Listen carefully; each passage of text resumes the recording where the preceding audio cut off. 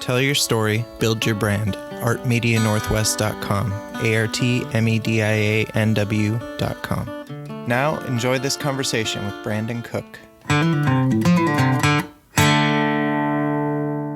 All right, we're here with Brandon Cook today. Hey, how you doing, Danny? Great. How are you, Brandon? I'm doing awesome. Awesome.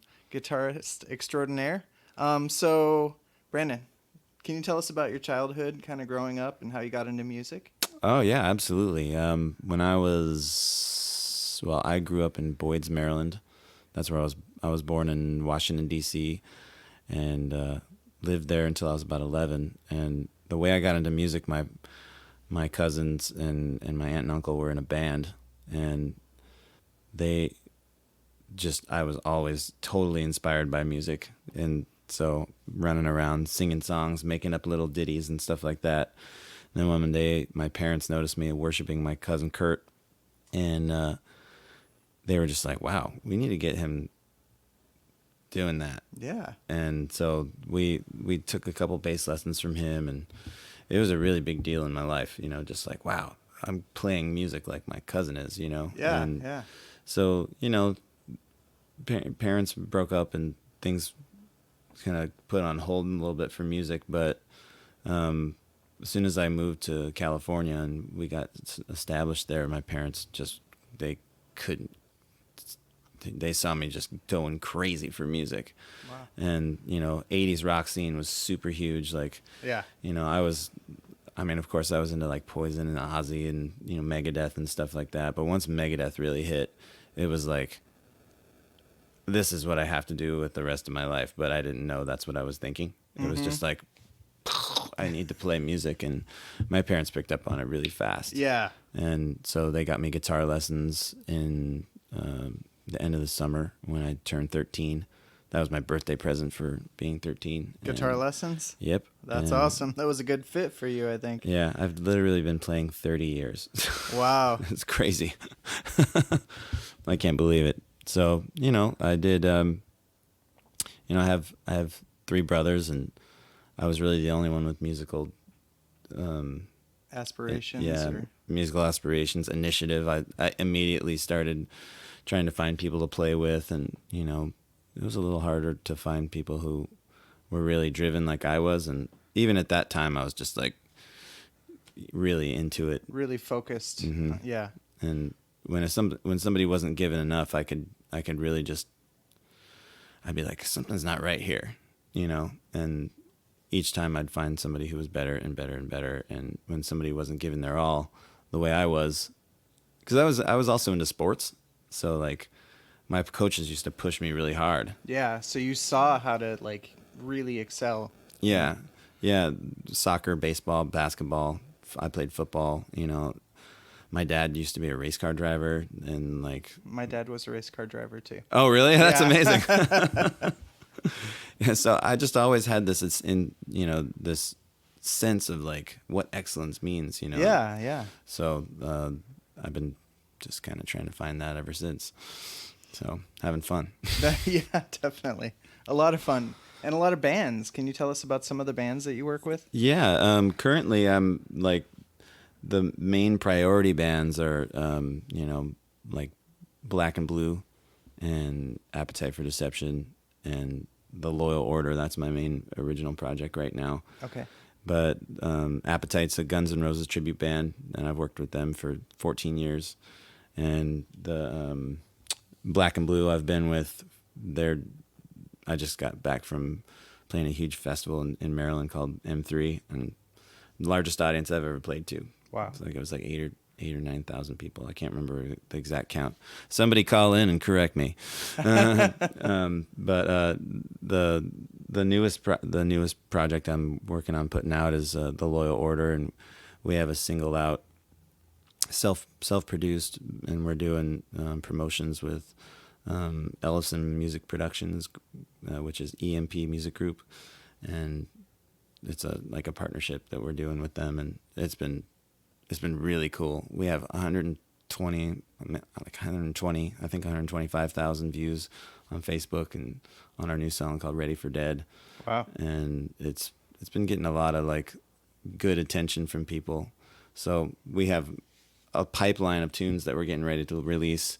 Okay. You know, we try to do it in like a singles fashion, you know, because, you know, the record companies, record releasing is not, you know, people aren't buying albums. Right. So we're trying to find like the method of releasing things that really gets people attention. Like we have super high quality videos and, you know, spend a lot of time making sure the songs are right. We have a really great producer named Rob Dacre.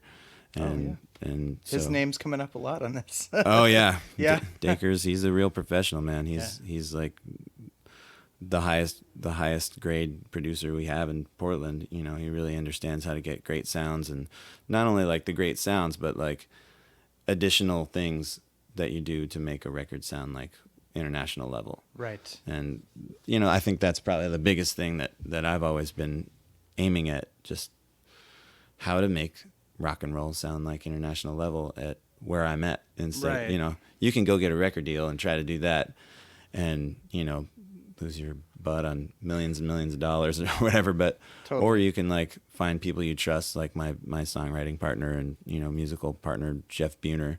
You know, he's utmost ethics and just amazing person and great songwriter, great lyricist, you know, and working together with him has just been a dream for me. I love working with that guy. So. Awesome. So as a kid, what did you see yourself doing for a living? Definitely this. Yeah. I mean, I can't really remember when it changed. You know, my parents saw me having really high potential in school. You know, I had just really good grades and, you know, not only that, athletic and, you know, I wouldn't say charming because I was a pretty shy kid, but like just I had ability to like, you know, garner friends and stuff like that. Yeah. So I was very social, but like all those things didn't equal being a doctor or lawyer to me, you know, Right. like whatever those aspirations were for them, it just never clicked that way. And then when it was time to go to college, I was just like, I want to go to music school, you know. I want to go find people that play music the way I want to play music. Yeah. And, you know, take it as far as it'll go. And, you know, that wasn't very well accepted. You know, who wants to see their child throw, you know, thousands and thousands down the music chute?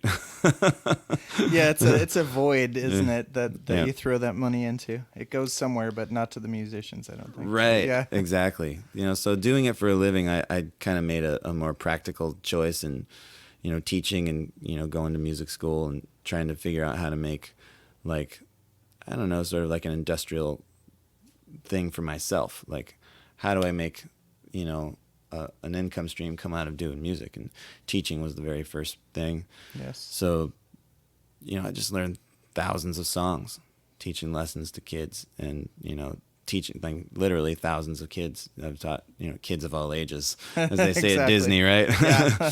You know, I love teaching and I love being interactive with people that I work with. And, you know, like, so if you, to answer the question, as soon as I was really playing, I had a guitar teacher named Matthew Grasso, and being able to keep up with what he was doing and what he was showing me, I was like, okay, I'm not just some kid playing guitar. I'm like, this is what I want to do. Yeah. I have to do this. And if I stop, I think it would be just wrong for me. Mm-hmm. And I've even had like several side jobs that were not music, and I did some work selling, I'll just say selling last year. And that I did okay, but it wasn't me.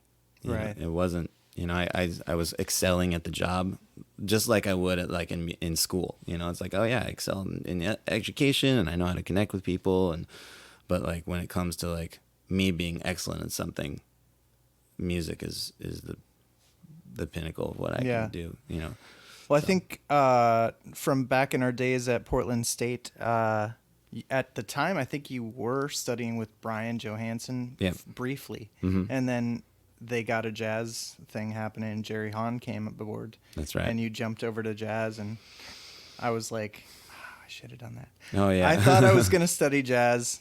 The community college I went to, we had 1 year of classical. Mm-hmm. The next year, everybody came back with their classical guitars, and the guy said, bring your electrics tomorrow. This is now a jazz course. And Where was so it that at? That was Niagara County Community College in Oh, really? Sanborn, New York. Yeah, near Niagara Falls. Mm-hmm. Yeah. Then you came out here Yep. after that? Okay. Yeah. So PSU was my second year here because I lived here for a year, so I could be in state, Mm-hmm. the whole time. But Right. yeah. So, anyways, but I remember you played an electric guitar suite by Brian Johansson or something like that. It was maybe a Yeah. prelude or something like that. I did two things. Two. That was like a classical for electric. Like Okay. Brian Johansson wrote these. He wrote etudes, this 5 etudes for this guitar student of his. I think he commissioned him. Okay. And then that same guy commissioned a duet with bass from Tomas Svoboda. Svoboda. Oh, yeah, Svoboda. Yeah, and I played both of those. Oh, wow.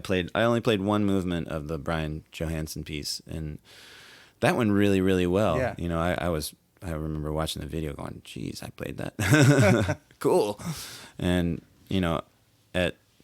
at the time, I mean, I remember Charlie Gray telling me, like, Charlie Gray was the music head of the jazz department there, and he was like, wow, that was one of the best performances we've had here. I've been around a long time, and you did one of the best performances I've seen. And I'm like, you're just saying that, come on, but Charlie, no, I know Charlie, and he doesn't talk. He doesn't BS people like that. No BSing, and it really felt good to see that I could, and not only that, like I had a lot of people there. Yeah. And I really pimped it hard. Yeah. I don't know. That's one of the things I've just done some personal study about, like, my personality, and I get called the campaigner. Okay. Yeah. So that music school experience of playing jazz and doing that was really exciting for me, and scary too, because I wasn't nearly the best student in the school. Like there was so many great guitarists and sax players and drummers and everything. That just pushed me. Yeah. Trying to get into groups with those guys that were like the best, and just try to figure out how to hang with them. Whatever method I had to do to hang with those guys, I had to do it. Yeah. So when that was 10 to 12 hours of practice a day, including all my guitar students I was teaching. So it's a lot of time. Yeah, a lot of time, exactly.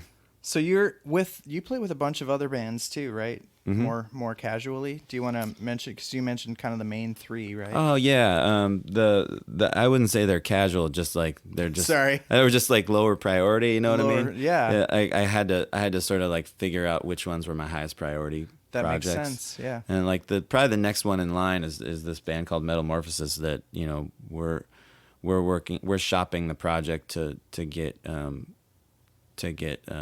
some sort of like licensing deal for it, because what we did was we took jazz songs and we made metal epic sagas out of them. Wow.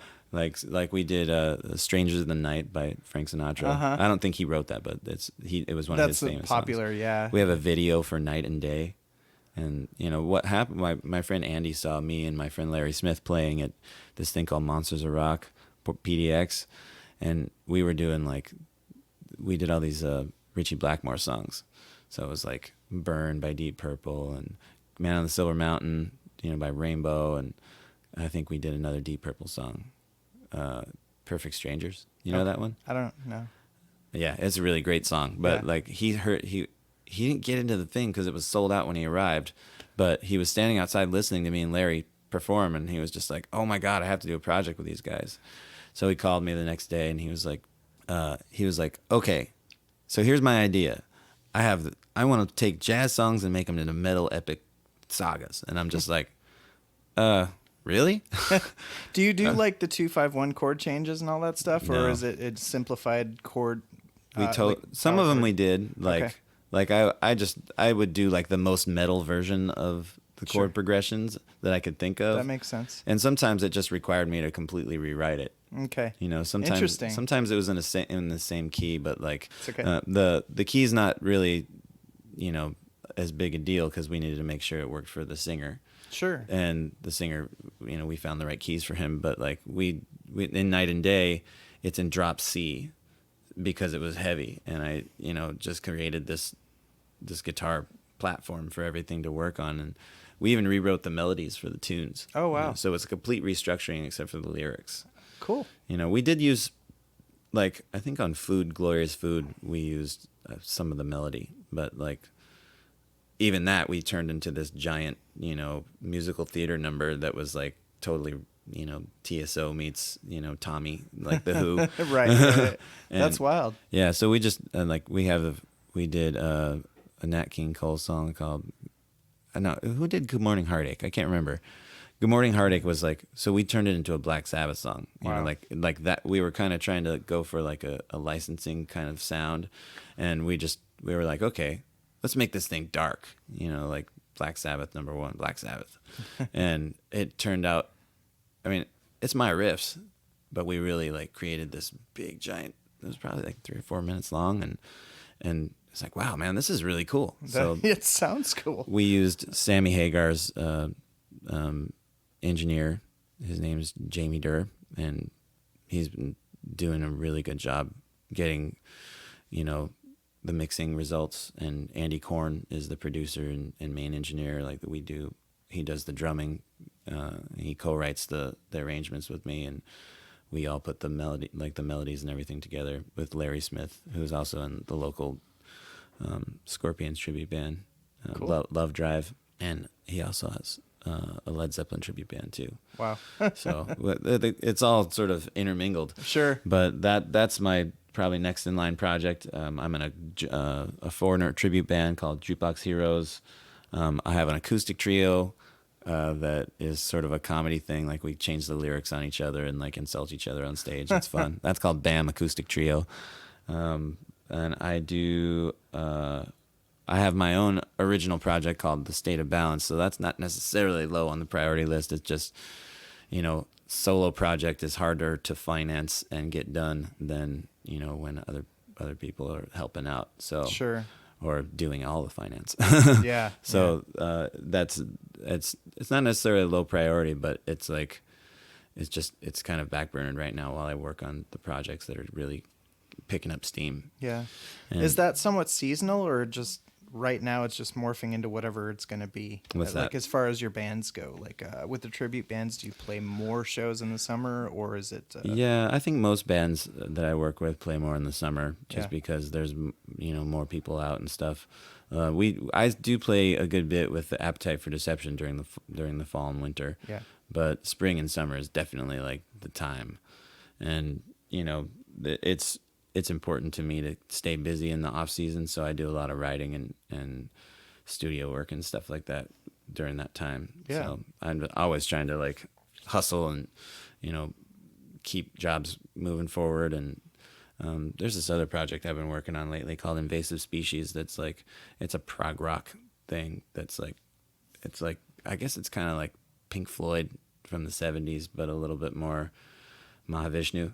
Okay. Because we have some really great instrumentalists that we played with on it, and my producer Paul Lamb, and also a very dear friend of mine, he did a very cool experiment. He invited me and a couple of drummers to come play with him. So he paid us and flew us in or whatever. Like I came down from Portland to San Francisco, and we got into the studio and completely jammed for like 2 days. Wow. And it just jammed. Like there was a couple of riffs that he wanted us to play on to kind of get grooves, and we would jam on those riffs and grooves, and I would solo over top of them. And there's a couple of solos that he kept note for note from the original recordings and like built structures. Like it was like some people would call it a Pro Tools chop job, but it's really not. It's like it's composing after the fact. Yeah.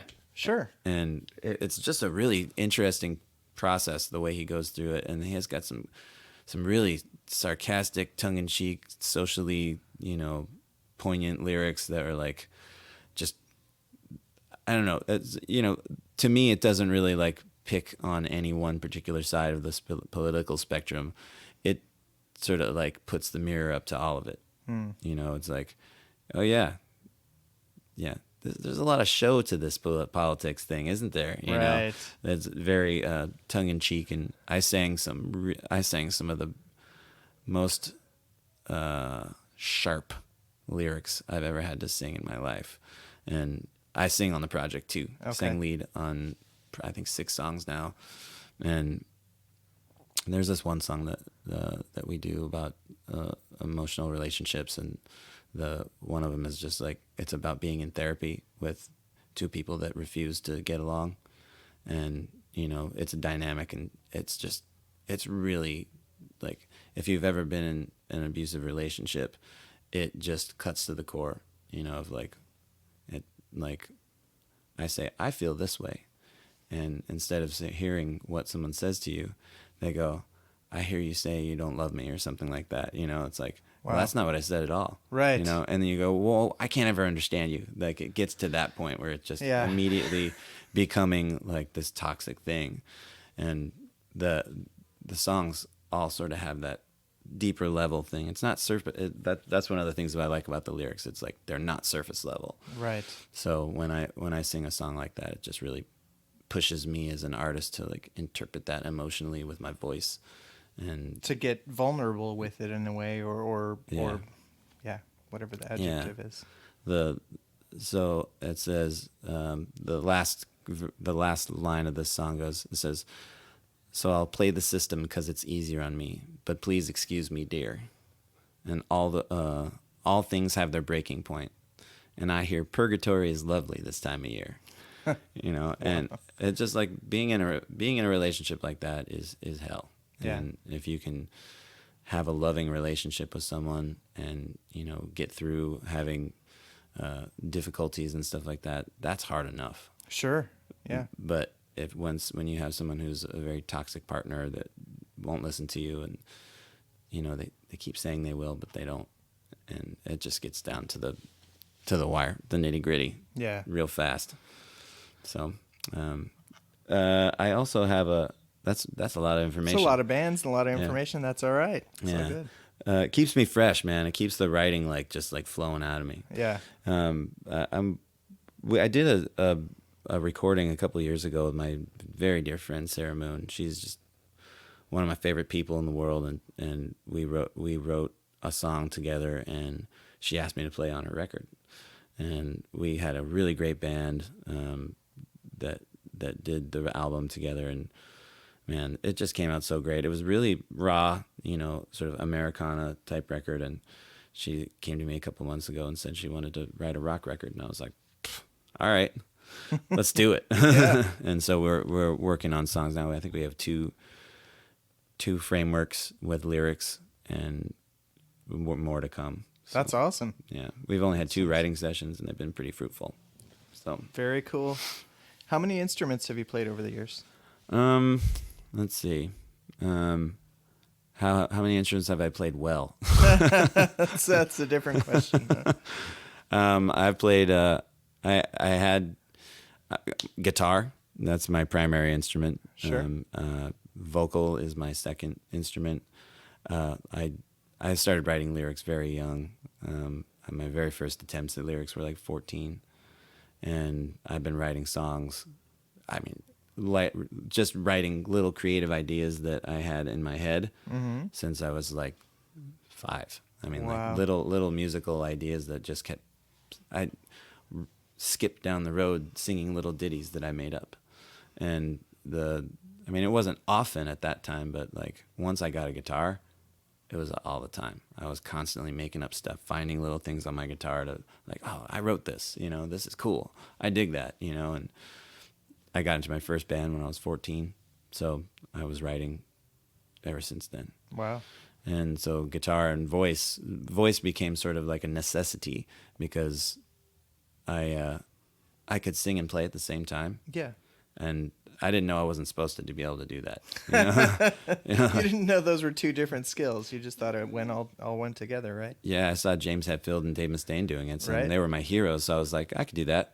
And actually, I didn't even think that. I was just like, I must do that. Right. It's like, I have to sing and play at the same time. So I tried to start figuring that out at really, really young. Yeah. And, Max Cavalera from Sepultura was like a really huge influence on me with that too. I remember reading an interview with him that said it was so ingrained in him to play and sing at the same time that he couldn't do it on his first session without doing that. Oh, wow. Yeah, because you record the guitars and vocals separately. Yeah, and they were like, dude, you have to do it without the guitar, and because it gets in the microphone. He's like, I can't do it. This is how I know the songs. Wow, wow, that's amazing. So that was like, yeah, that's me, Yeah. And so for a long time, I had my own band and wrote lyrics, sang and played guitar. And when I got to Oregon, that kind of music was sort of like going out of phase, so I had to learn how to play differently. And they wanted to have a singer that was more, like a singer, and I was more of a barker at the time. Okay. Even though I could sing harmony, I didn't realize I could do it. I didn't like it again. Like I said, I didn't know I wasn't supposed to be able to do that without lessons, but I could sing harmony as long as I can remember. So, like just being someone sings something and I go, like this, and they're like, what are you doing? And I'm like, I don't know, and then one day somebody told me I was doing harmonies, and I'm like, oh, that's what that is, So I don't necessarily think I was good at it, but that's what I was just doing. You could hear it though. Yeah. Well, yeah, that's cool. I was probably terrible at it, but I just remember doing it. So, and then I could hear when someone was doing it wrong. Yeah. I was like, that's not how it goes. It goes like this, So, I mean, I didn't try to be a jerk about it, but I was 14 or when I was 16 when I was figuring out how that this thing was happening for me. So guitar, voice, and then I started out on bass when I was 8. Okay. So that I played bass on 3 folding records now. So Okay. I've gotten to be pretty good at bass. I love playing bass, and I'm surrounded by really good bass players. So it like, if I suck, it's gonna be like, dude, that bass playing's terrible.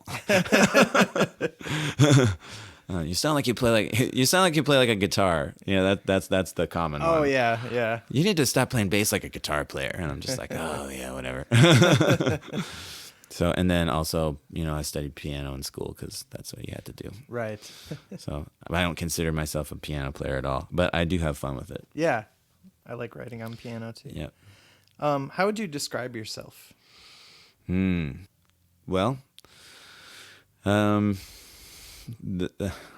am, I would say, empathic.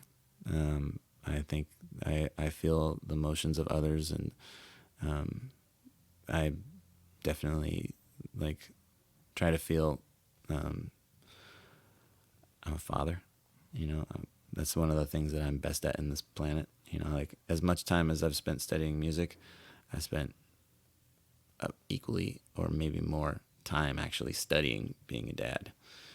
Playing music, you do your studies and then you play. You have to study and be a dad at the same time the whole time, I think, if you're going to be really good at that. So I'm intellectual and want to understand, what it is that I'm going around. So the intellectual empath, feeling thing definitely conflicts. So it's like sometimes you understand something intellectually and you have to figure out how to connect that emotionally. Yeah. And that can cause great anxiety sometimes. Sure. So, wow, I think observer is something I am. I really observe things very powerfully, and if I don't understand it, I look deeper. If I have a challenge before me, I always dig, as far as I can into it to really, really understand it. There are certain things I get, lazy about, but with music, music and fatherhood and, relationships and stuff like that, I never give myself a pass. There's no excuses, So if I can understand this intellectually, I can emotionally understand this too. So I guess there's sort of like a scientist side of myself as well, and wanna understand things beyond my current understanding. So yeah. Do you have any questions about that? I'm like, I don't want to talk myself into a corner. No. If I describe myself, I'm really always surging for information and surging for new feelings and experiences and understanding the things that are before me. Mm-hmm. And if I can't understand it, that's really hard on me. But at the same time, I have learned to let things go, when they don't work. It's like, okay, this is something I don't understand, and I'm asking for help on this, and no one's helping me. So that's okay. I can make this not my responsibility.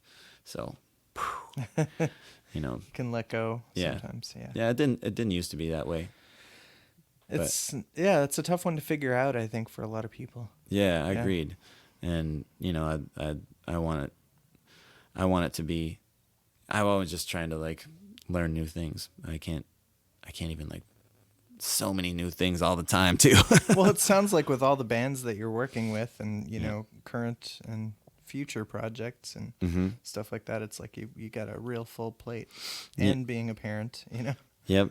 That's Yeah. I just especially with music, it's so interesting to play with different people, and I've never been the kind of person that's like, this is my band and this is my only band and this is the only band I'll ever play in and I'll always be in this band like Metallica. You know, Right. like they're three of those guys have been in the band since 1983 and that's what they do. Period. Mhm. I'm Metallica. I'm in Metallica and we are Metallica. And you know, I can do that, but I've never had anything go that like screaming successfully. Sure. You know, so it's like, okay, there's the practical side where you have to like make money and do stuff. So you can put all this, you know, passionate energy into something, and you know, if you don't get money in return, you have to do something else. Yeah. And you can keep that going and keep it going and keep it going and keep it going because it doesn't. There's nothing necessitating stopping that. But at the same time, you got to make the money. Yeah. Well, So- it's time and energy that goes into everything that you do as well. So. Mm-hmm. Yeah, I guess so. Describing myself, I'm practical as well. Do you have a routine or a process that helps you do your best work? Mm-hmm. Yeah. It's a get up and breathe and go on. Okay. You know, like I always one of the things I've done to learn a better process for myself is I do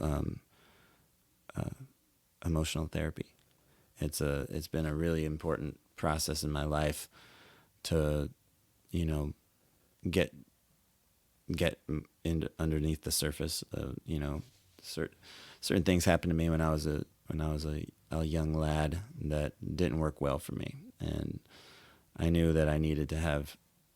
I went through my first divorce when I was 35, so, or my only divorce really. But and I wanted to be a better dad. You know, I knew I was being a good father at the time, but there's some things happened during that time that it just struck me that I needed to do more, and sort of like that moment of clarity that alcoholics go through, a moment of clarity that I needed to be more there for myself, and you know.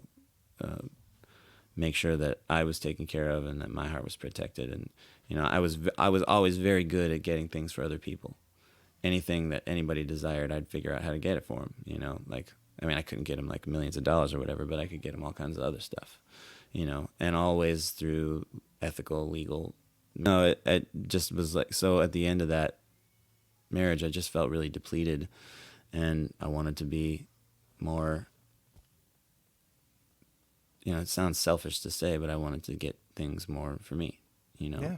You know, my music has been like, during that time period, it did okay, but since that time when I really started focusing on what I want in this life, and, you know, my ex-wife's a wonderful person, we weren't really compatible, and I needed something for me that went so far beyond what I was getting at the time that I wasn't able to get it any other way. Right. And then to leave. So I just went for that, and at the time, I asked the guy who was doing our mediation.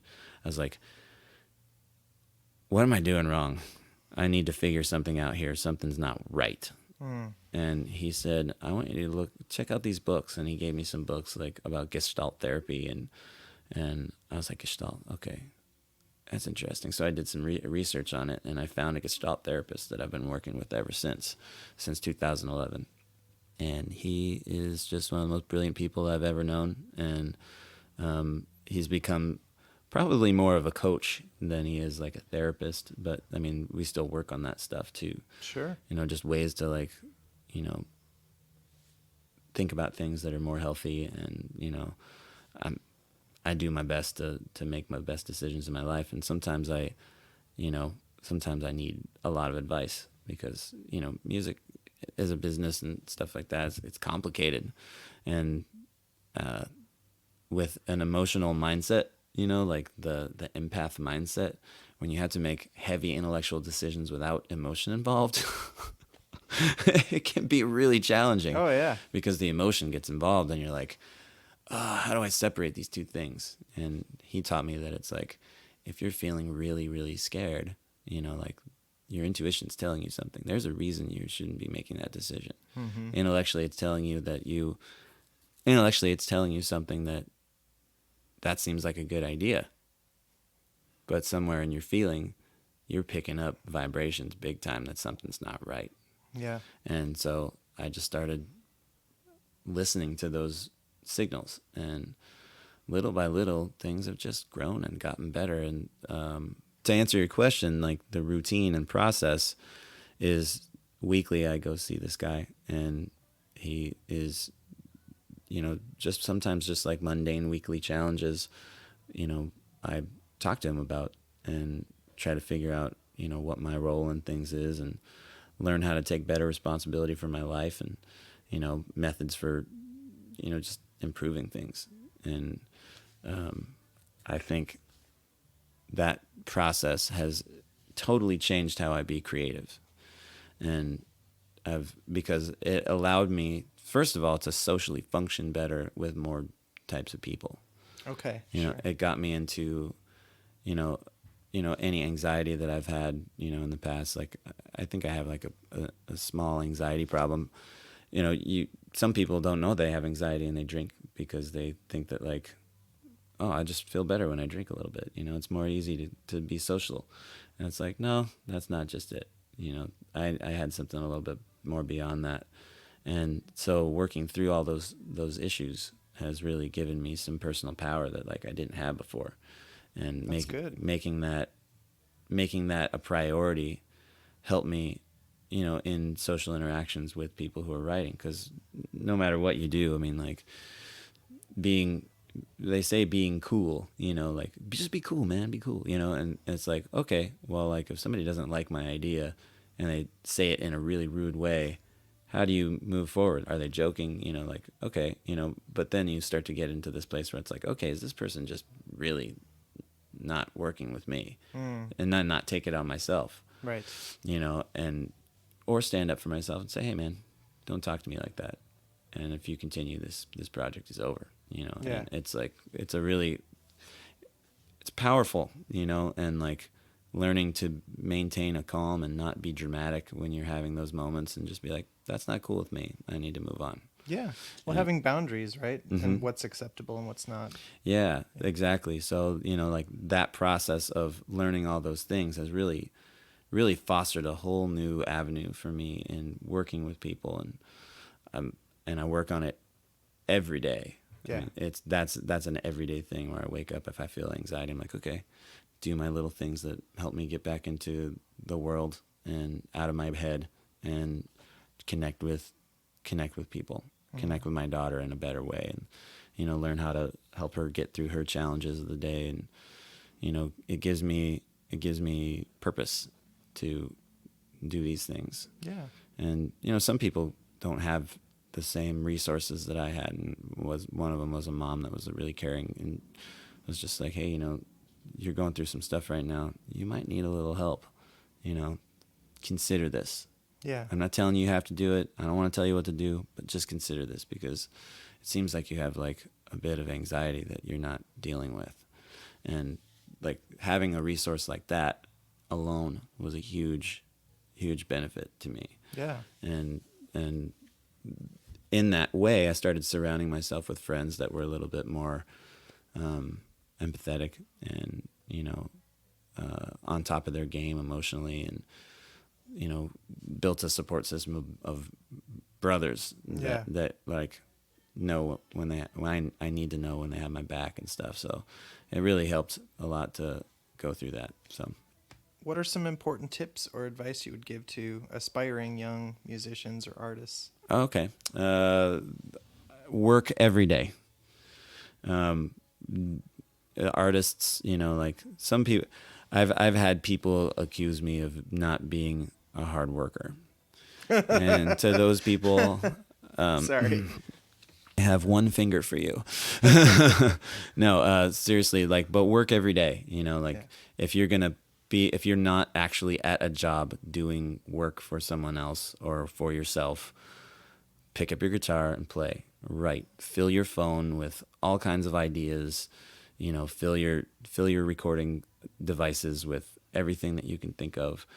I have like 15 journals laying around of like, you know, brain spew, you know, just stream of consciousness writing and lyrics and fragments of poems, one-liners, you know, jokes, anything I can think of to just like keep track of. I do that. Yeah. So if you're going to be an artist or like a guitar teacher, keep track of all your ideas, you know, like, you know, figure out sayings that help your students learn better, you know, do those things that like really foster other people's lives too. Mm-hmm. You know, like if I had one bit of advice for you, if you're an alcoholic or you have severe anxiety, if maybe you're not even sure why you don't have like good social relationships with people, you know, or you find yourself in emotionally abusive relationships with men and women, you know, or LGBTQ, whatever, any place that you find yourself in those,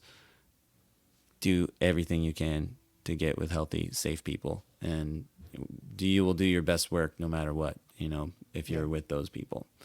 And everything, you know, the best advice I can give is like, you know, do the things that make your heart safe.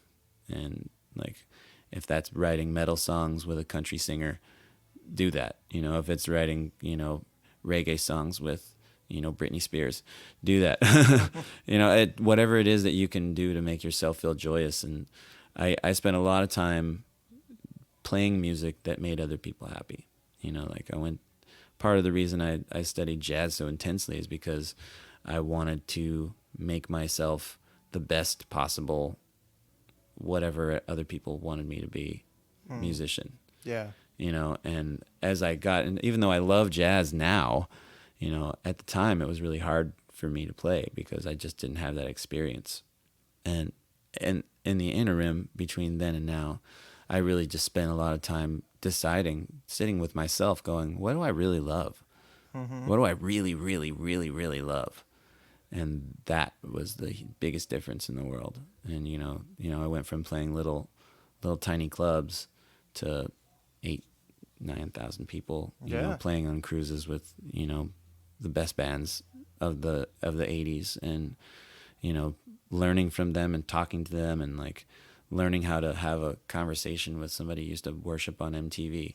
You know, I got into a weird conversation with Nuno Betancourt one time, and I was just like, my little kid was going, that's fucking Nuno, dude. You're not worthy. And I'm like, yes, I am. But, you know, it's like that doing all that work, best advice I can give you is just learn how to do that work the best you can. Yeah. You know. Speaking of working with famous musicians, so you played with Metallica. I did. Can you tell us about that? Yeah, that happened in 2004. I won a radio contest that my friend Jason Thomas, JT, woo!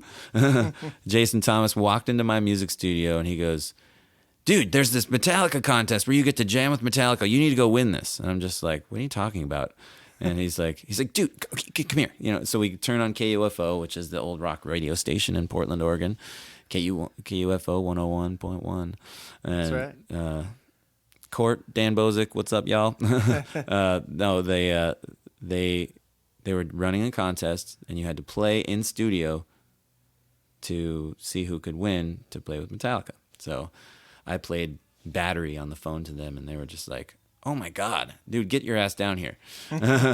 and so I went in there, and you know, they were like, what do you want to play? And I played One. And when I heard it played back on the radio, I was like, oh man, you can't hear my guitar. And then when my guitar stopped and I heard the rest of the song playing, I was like, oh, that was me. You know, I played it so tight with the song. Like when I stopped, you could hear the band. It was like you could fade me in and out and it would sound like I was playing perfectly with the band. Wow. I mean, looking back, I'm just like, how the fuck did I do that? You know, it doesn't make sense to me now that. Well, you spent plenty of time playing that song. I'm sure you got all the little nuances and everything. Yeah. I've seen the video too. Yeah. So you played with them live or just the backstage or both? In the backstage area. Okay, yeah. Only. Yeah. And yeah.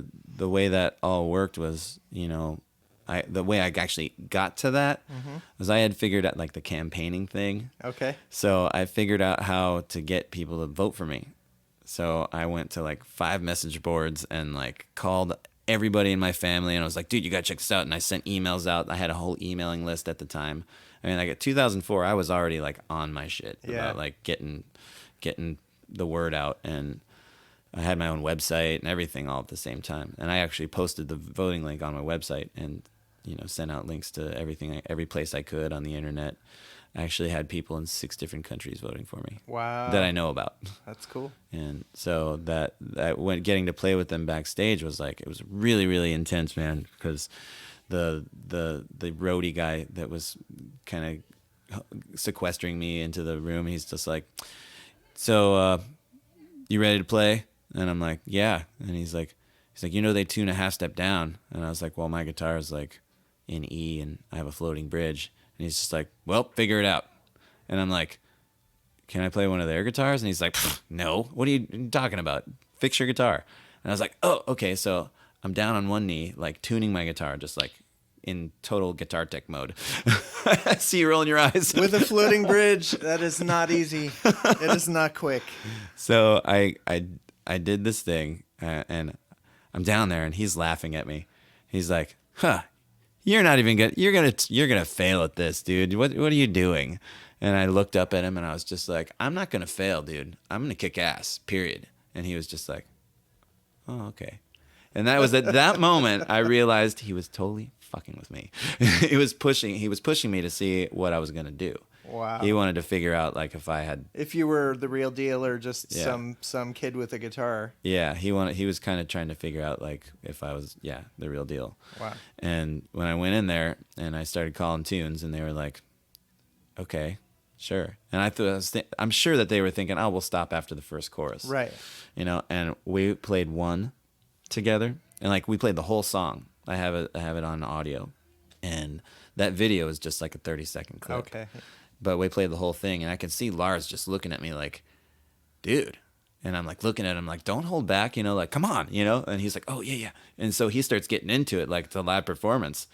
And little by little, those guys were just like getting more and more excited. And then when I started playing that harmony solo for the Kirk solo, yeah. they were like, Kirk was just like, holy shit, this kid can play, And I'm still just like in awe of the opportunity that I had to play. And that video now has been looked at like 3.5 million times, almost 4 million times. Nice. So I feel lucky to have that experience, and that has gotten me some gigs actually. Well, and they got to play with you too, So that's right. Yeah. James Hetfield has now played with Brandon Cook. That's right. So, yeah. Lars and Kirk, you can put that on your resume now. That's right. Yeah. I think the reason I was able to play that well with those guys, I had an experience of studying with Marty Friedman the summer before that. Yeah. Do you want to talk about that? If that's okay. Because that was in Japan, right? Yeah. Okay. My ex-wife was Japanese, and we used to go to Japan every summer. And actually, one year we went twice. And I had figured out how to get a lesson with Al Petrelli, who was in Trans-Siberian Orchestra and Megadeth at the time. And when we were talking, like he liked me, like, and, I think we had a nice connection at the time, and we've kind of lost touch since then, but he's a really good dude. And he was just like, man, anytime you need anything, just let me know. Very cool. And I was like, okay, cool. So later that summer, I was like, just doing my daily scour of the internet, looking for gigs, just trying to like any opportunity I could to like, that's how I found the Al thing. Because every day I'd get on the computer, and remember this work every day thing, guys. I get on the internet every single day and scour blabbermouth.net and Brave Words Bloody Knuckles for gigs. I'd be like, what metal band needs a guitar player? What metal band needs a guitar player? What metal band needs a guitar player? And that was my thing, because I had just gotten out of college and I wasn't going to sit around doing nothing, you know. So I was really like hammering it all the time. And when I came across this article about Marty Friedman putting out a new record because he had just left Megadeth 2 years before, I was like, he needs a guitarist on it. You know, I knew he had any guitar player on the planet at his disposal. Anybody that had a career, he could have had that. I didn't even have a career yet. So I was just like, called Al. And I'm like, dude, Marty Friedman's putting out a record. What do you think? And he goes, call him and tell him you know me. And I was just like, okay. All right. So I did. And it went really well because I had actually auditioned for an ex-Megadeth project at the time. Okay. It had Al Pitrelli, David Ellison, and a whole bunch of other people in it. Marty, Chris Poland were possibly going to be involved, and I think Nick Menza might have been. No, Jimmy DeGrasso was the drummer. And I sent out a demo to them, and all those guys, every time I ran into them, they'd be like, yeah, I have your photograph on my desk at home. And they literally said those words to me. Wow. I was just like, oh shit, this is cool. And when I ended up touching base with Marty, he was like, yeah, send me something, because I don't think he was in the process of moving. Okay. And I sent it to him, and he's like, oh yeah, I have a copy of this already. I've heard you play. You're good. And I was like, what? And he said, yeah, your voice just wasn't really what we were looking for. We were looking for more like a Chris Cornell thing, and you kind of have like a prog rock thing. It's not really what we're looking for. But it was good. I liked it.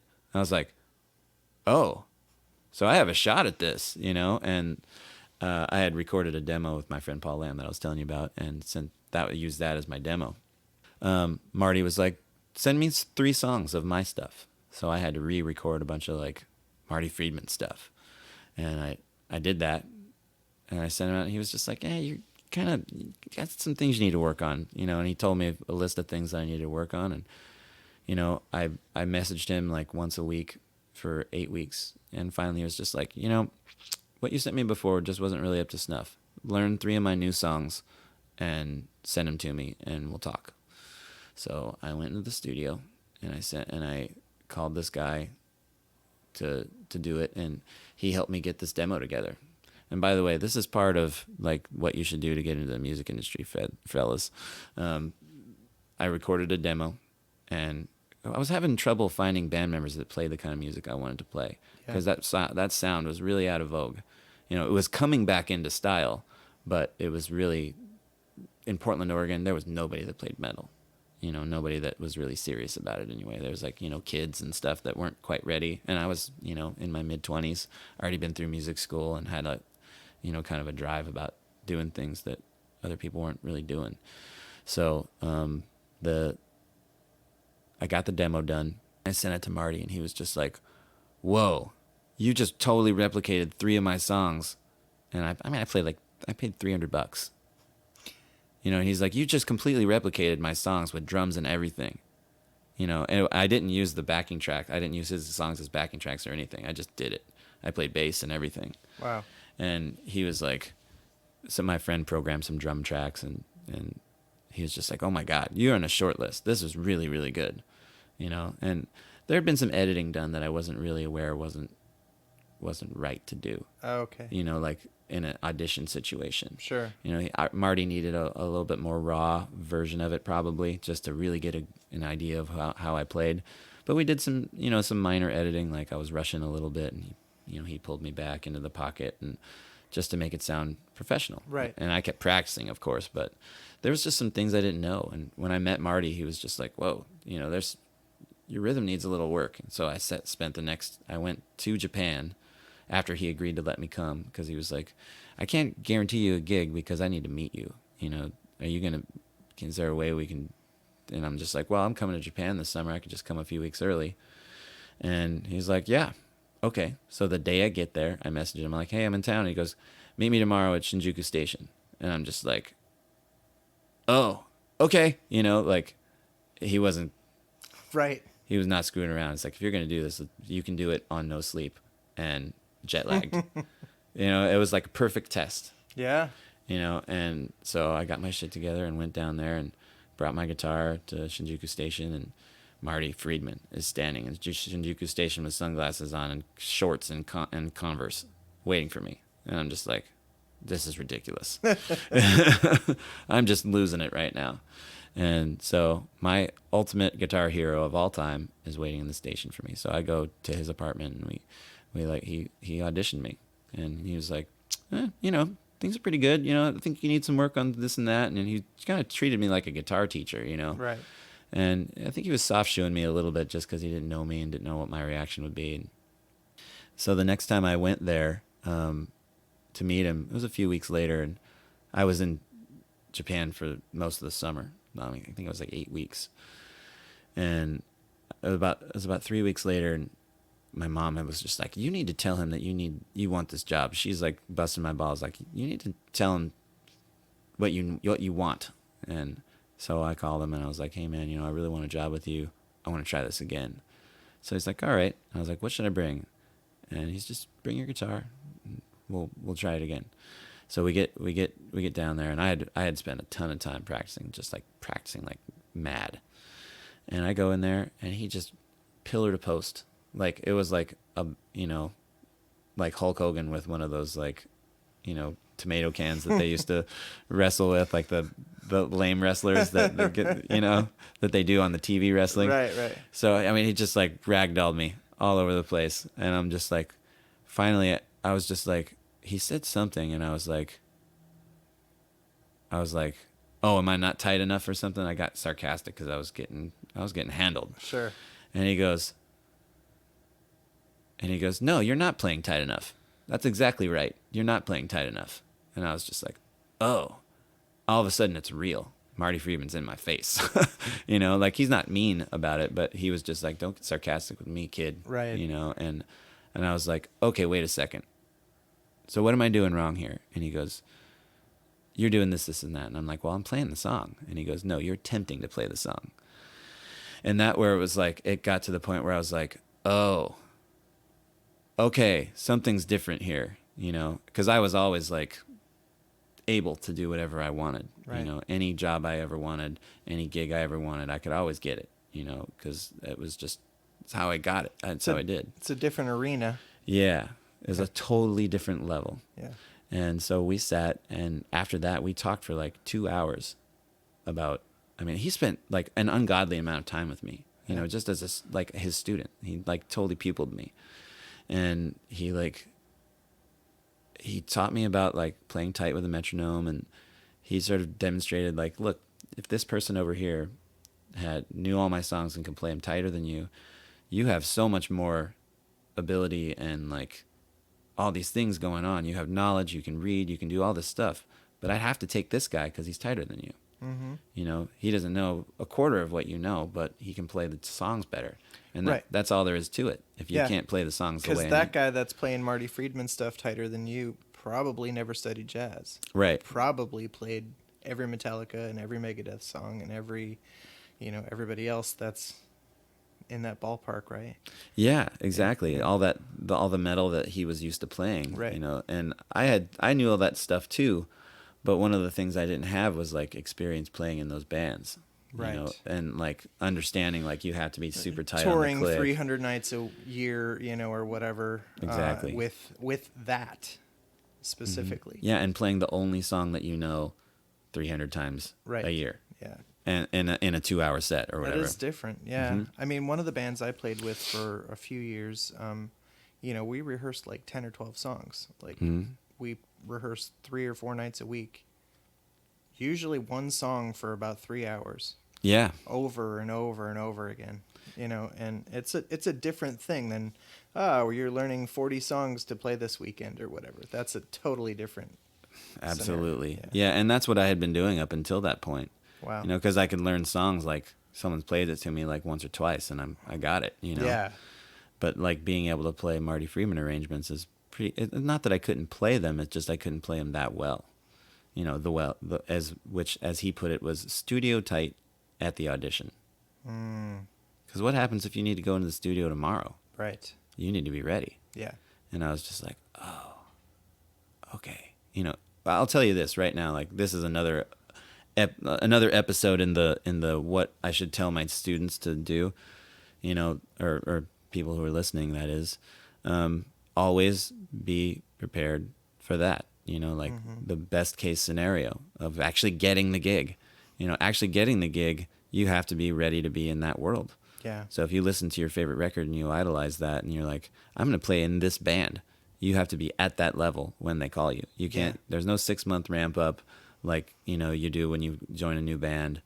There's no like, it's like, there's no rehearsals.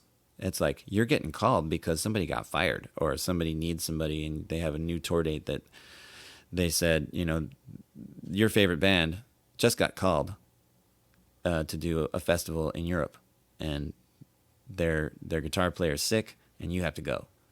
You're gonna get, as soon as you get the yes, you're gonna get an airline ticket in your email, and you're on a plane. That's There's it. no time. Yeah. To prepare at that point. Yeah. And so like I had spent 6 months or something like learning all this music, and I wasn't quite there. But there was certain key elements that I just didn't know I needed. Like one of them, which was like practicing and playing extremely tightly with a metronome. Yeah. You know, and you know, having that kind of experience in spades, you know, just knowing how to do that and how to make it happen is so difficult to do in a shorter amount of time if you've never done it before. Yeah. You know, because, you know, there's also sort of an arrogance, like when you're in the academic world, it's like, oh, rock music sucks. Rock music is so lame. Why would you want to play that stuff? And there's, not everybody's that way, but there's a good enough amount of it that it's like, it gives you a little bit of a snobbery, you know, like you're like, yeah, I don't need that stuff. I'm a trained jazz musician. I can do anything I want. This is real music. Why can't it, you know, it doesn't have swing, you know. If I get in that band, it's going to have swing, you know. And they're like, no, if you're in my band, you sound like I want you to sound. Mm-hmm. And that's it. You know, like there's no discussing it. This is the artist. You make yourself sound like them. And it was such an eye-opener, a humbling experience, you know, to, you know, I didn't say, and I shouldn't say you, people in general, I'm saying me. That's what I developed. You know, I developed a bit of an ego about like having experience in the jazz world. And there was a lot of people around me that also had that attitude about music. And you know, I always loved rock music. Rock music is my favorite thing. It's always been my favorite thing. And I sort of had this disdain for it because it wasn't real music, you know. And it's interesting. You know, but it's the most real music on the planet because that's what everybody pays for and listens to. You know, you have to like think of it in a practical milk, bread and butter kind of mindset. And Marty really taught me that. He's just like, whatever gig you're going for, you got to be able to nail it first day, period. And if you can't, sorry, we got somebody else in line that can, you know. And that's not, and I'm walking back the third time I met with him, I had spent the about a month working on the songs. And I asked him, I was like, don't hire anybody until you hear me again. I just want one last audition. And he was gracious enough to give that to me. And I wasn't ready, but he was like, wow, man, that's some severe improvements in 4 weeks, man. You did a really great job. However, I have hired somebody, and I want you to, you know, I want you to keep practicing the songs because if I call you, there's going to be an email that has an airline ticket in it. So be ready. If this doesn't work out, you're getting the call. And I was like, okay, you know. And, you know, Marty and I lost touch over the years when we've reconnected a little bit. And my friend Jordan Ziff's in his band, and just a really amazing band. And, you know, it grew me into a different direction. And, like, I found all kinds of different things to do when I didn't get the job. You know? But, like, it made me, that is, like, the lesson of a lifetime, you know. Like, it's like a martial artist getting to study with Bruce Lee, you know. You know, it's such an unbelievable experience for me to have, you know, my hero. And it wasn't like my hero and he like didn't have anything to say. He just kicked my ass. Right. He had immense amounts of education to give me and, you know, show me in the field of music that I wanted to be in. It wasn't like Whiplash. Oh, no, not at all. No, he didn't throw a chair at me. No. But, you know, like it felt like that inside. Yeah. It was like, oh my God, I'm getting my ass handed to me. Yeah. But it was a really Not a lot of people are able to do that, Brandon. So it's good when you can have that experience. Yeah, it was really is good. Yeah. It's good for you to be able to be mentored in like real time by somebody like that. Yeah, I needed it. I needed somebody like that because the academic world's a little bit soft on professional stuff. Like they don't really talk to you about professional development. They just talk to you about like, these are the academics that you need to learn. And, they don't go, well, if you're going to get this kind of gig, you need to be able to do this practical thing, period. Right. And as I learned that, I've actually changed my entire teaching philosophy to focus it in on people getting gigs. Like, okay, yeah, learn your song, but now we're going to play it better. Now we're going to like refine this thing, and we're going to smooth this out, and we're going to do this and make sure that, well, you want to be a professional musician? Yeah. Okay. Well, then this is what you have to do, and little by little, I've created a teaching ethic that help people get towards that. I've had several people that like go on to do professional level music. They're not like touring the world or anything, but like they've had really good solid music careers that like make killer records and stuff like that. So yeah, something to be proud of. Yeah, feel good about that. What other mentors did you have along the way that come to mind? Al Petrelli was a good mentor because he I had Daryl Grant and Jerry Hahn, and they were really, really wonderful in like getting me into where I needed to be. Daryl Grant's probably my most important teacher at Portland State. He has an unbelievable level of skill, and he's a jazz musician, but he like really got me looking into more music that I like in that realm. He turned me on to Mike Stern and John Scofield, and he actually turned me on to Aerosmith. I had gotten to the point where I wouldn't listen to rock because there was anytime I talked about rock in jazz school, it was just like, why are you listening to that crap for? And so I was like, oh yeah, I was pretty naive. So I started getting a little bit like disdainful of rock, like I said. And Daryl, he brought me a bunch of records because we had been talking about like stuff. And he brought me a Prince record and an Aerosmith record and like 2 John Scofield records and a Mike Stern album. And he's like, if you're going to be in jazz, you need to listen to this. And he hands it to me. And I was just like, oh, okay. And it really, he was instrumental in like helping me figure out like what I wanted to do. He actually came to one of my gigs one time. Wow. Wow. It was right after I had, I think it was right after I had studied with Marty. I did a gig, my very first State of Balance gig, and the band was all my very good friends, and they were not driving towards being a career in music. Right. And I was just like pounding it, really, come on, guys, and he was just like, Daryl thought it was good, but, I think it was like, it wasn't quite ready for world domination, let's say.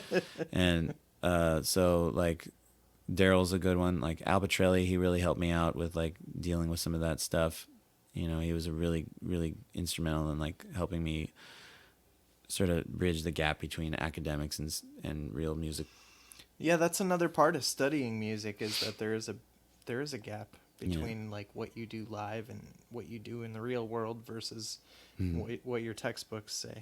Yeah, the textbooks really kind of they didn't quite give me like the real world music ethic that I needed. Yeah. And part of that was just like lack of experience, but part of it was just like being sort of an odd duck, like a metal musician that wants to study jazz and classical, and there just wasn't that many people around that I could find in Portland, Oregon to do that. Yeah. And I did end up finding some people like my friend Patrick Yaden and the guys in this band called The Rust, and we really like had a good thing going. I learned, we got this cover gig at the last second, and I like learned all these classic rock solos by like, Lukather and, Neil Sean and stuff like that. And I learned them really fast, and they were just like, wow, man, you learn those solos super fast. I'm like, yeah, well, that's what I do. That's what you do. That's what I do.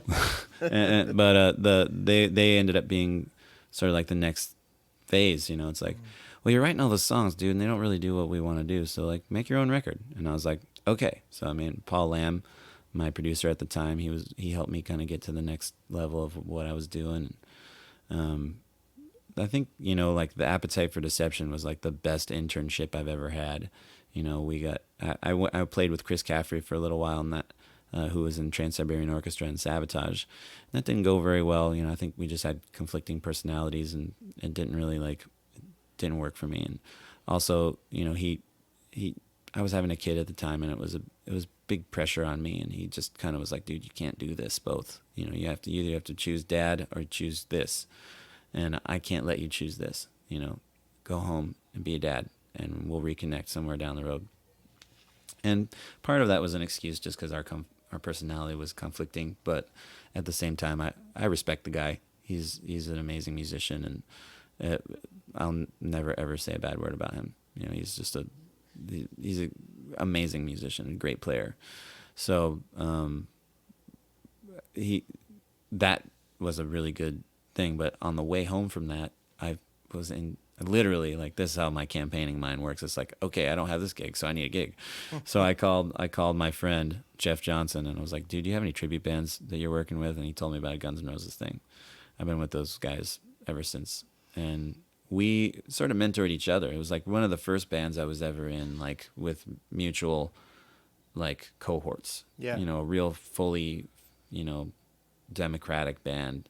Everybody was pretty much at the same level of, like, development. Mike Killian, my guitar player, he'd made several records and worked with some really good bands. And my singer Mark, he was a good singer already, and just, I think we all needed to figure out how to get to that professional level.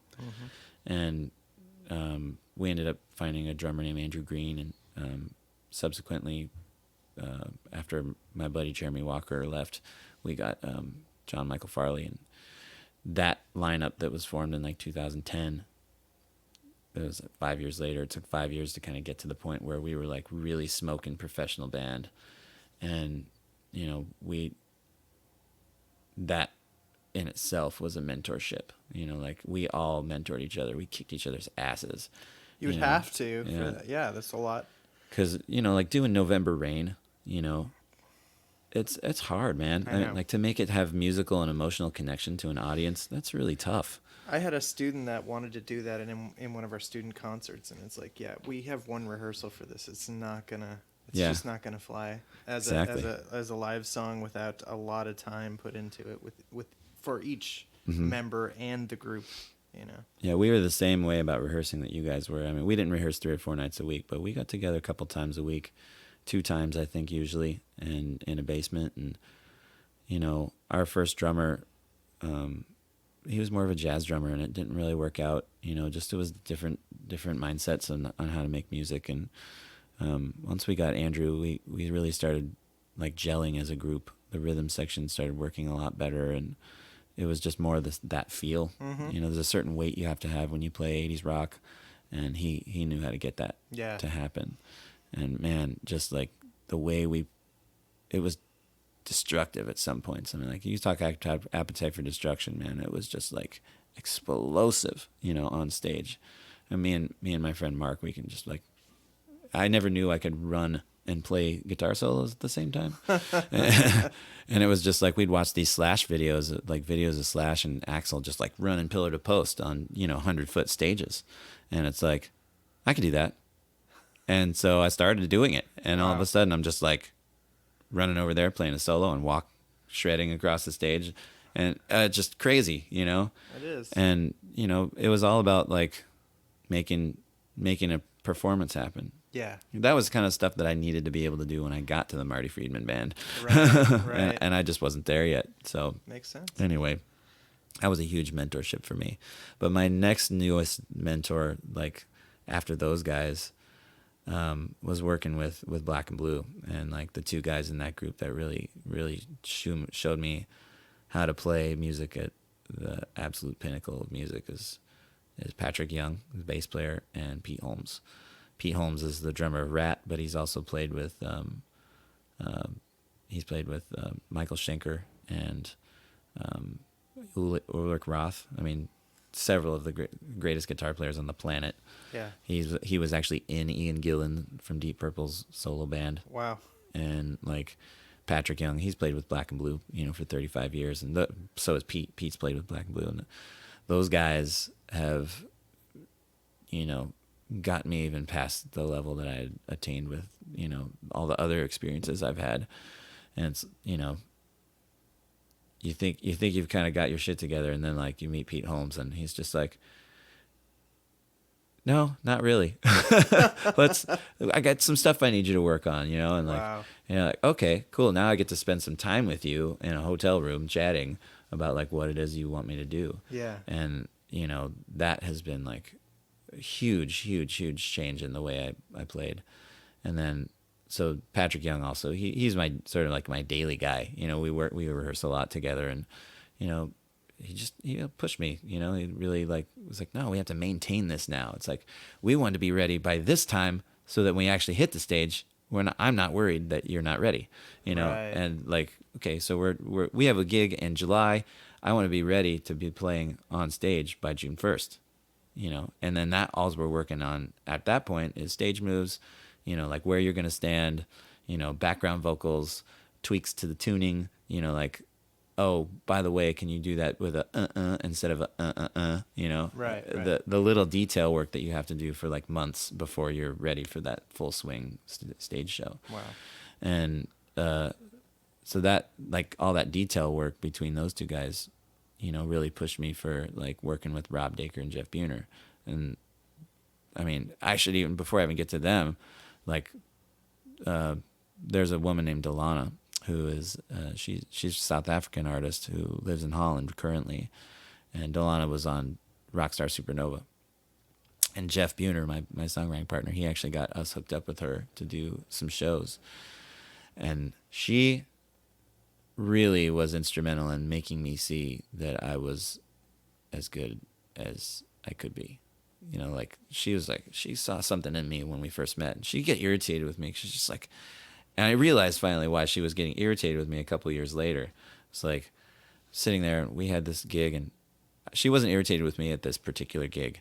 She was just kind of like, what the hell, man? And I'm like, come on, you got whoever it was she was bitching at. And it's okay, because it was important. And what I'm getting to is, like, I had this epiphany. It's like, even when you have, doesn't seem like a very high stakes gig, you have to play at the peak of your pedigree at that time. Right. Even mistakes are sort of like, you have to play the best mistake you ever played. And so, like, when you are, the way I put it was like playing up to your pedigree. And she didn't teach me that, but that was the ethic she was trying to teach me. Mm-hmm. She didn't know how to explain it because she wasn't a music teacher. She didn't need to go like, it's not like just playing with a metronome. It's playing with an authority that surpasses anything about technical skill or musical knowledge or like who you've played with. And over the years working with her, she's demonstrated that to me. And the last time I hung with her in LA, it really kind of got to a new fever pitch. We went out. She took me to this bar called Poncho's, and we watched some of my favorite musicians play. Literally. I mean, like, this guy Joe Travers played with Dweezil Zappa and Joe Satriani, and I'm just like, yeah, I know him. And she's like, well, you're going to play with him. I'm going to tell them that you're awesome and you're going to play with him. And I was like, Eric Dover from Jellyfish, and he played with Slash. Wow. I got to play Sweet Child of Mine with that guy. Wow. So he's singing perfect Sweet Child of Mine at concert pitch, not half step down. Wow. And, like, I know Joe Travers didn't know the song. He probably played it a few times, but, like, he played it better than I've ever played it. Wow. And, like, we had a guitar player named Walter Eno playing, and he's a really great keyboard player who plays with, like, the Babies and stuff like that. And this other dude, his name's Coco Powell, and he plays with Edgar Winter. So I get up on stage with these guys, and I play. And after sitting with Delana, listening to the band, we were sitting there listening for like 2 hours, drinking wine and just laughing and joking. And every time something really awesome would happen, she'd be like, listen to this. And she's like, I can't explain this to you, but you have to do this every time you play. This is what, like, if you want to be at the level of like LA musicians and like all the people you worship and stuff like that, this is what you have to do every time you play. Wow. And I was asking, you know, she wasn't just like lecturing me. Sure, no, that's great to have that experience. I think it's, you know, without that, how do you learn it? Yeah. How did they learn it? They had the same conversation Probably with somebody. with somebody, yeah. And I just really wanted to be able to have that level at all times. And now I'm sort of trying to, you know, like implement that with other things that I'm doing. And it's hard, you know, because like people think you're criticizing them or you don't like them because you say like, "Hey, check this out," you know, and that's not really what it is. It's all about like everybody growing all the time, right? You know, because we're all growing anyway, you know, for sure. And there's a permission that you sort of have to like talk about that stuff, because it's a vulnerable place to be. You know, we put musicians, especially, we put everything we have into doing this because it's not for pay, you know. But to really super entertain people, like when we were sitting in that bar, literally it's called Ponchos. People are sitting around eating chips and salsa and burritos.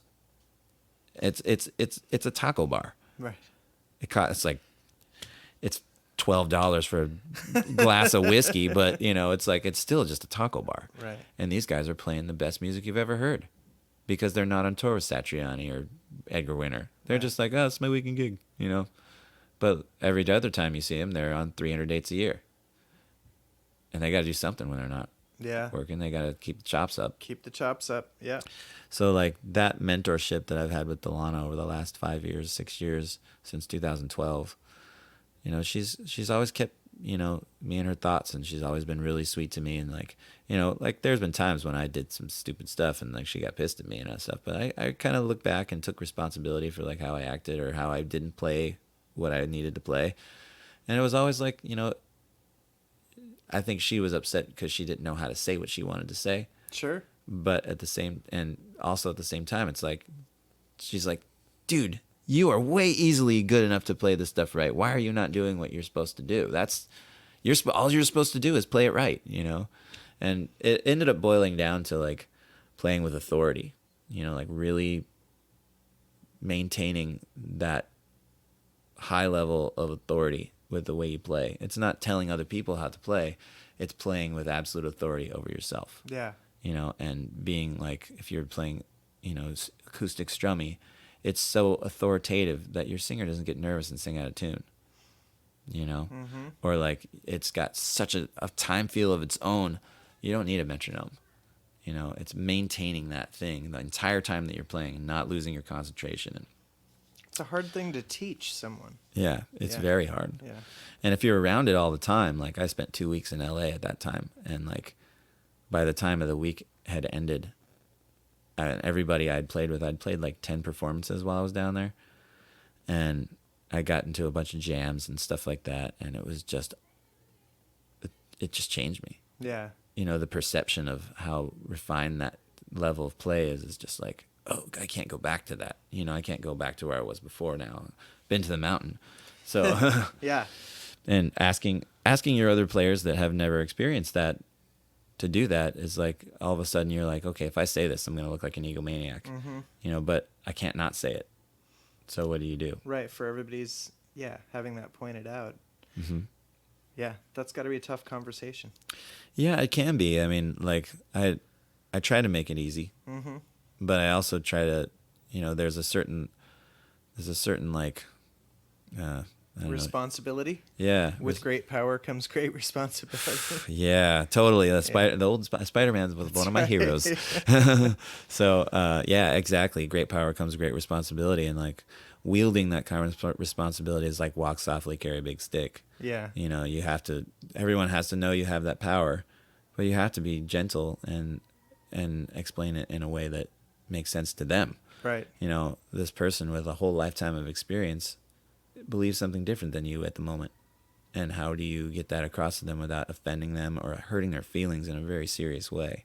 Yeah. You know, and that's really difficult. So, you know, I mean, some people are like, they let, you know, water off a duck's back, but at the same time, you don't know if they've taken it personally. Right. You know, and it's for me, it's never personal. It's more about the music. But at the same time, you can still look like a dick no matter how soft you say it, you know? And that's just the challenge of being, you know, who I am. Well, like we've talked about the different levels of things, right? You know, if you're playing an acoustic, you know, thing at the pizza place down the road, it's not the same level as when you're doing pro gigs or trying to get to a pro level with a group. You know? So then you need to be able to have those difficult conversations. That's why the band is professional, you know? Yeah. So, and I think that's definitely, I mean, like bringing it back to earlier conversation of like my process of like learning, you know, better communication skills with my therapist and you know, life coach, I guess.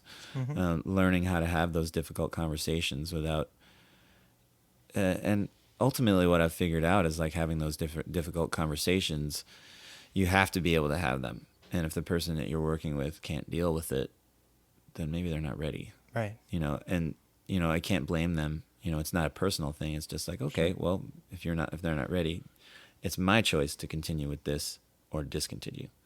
And what I really want to, you know, then what I've done is like, I just refocus my energy to the projects that allow that. Yeah.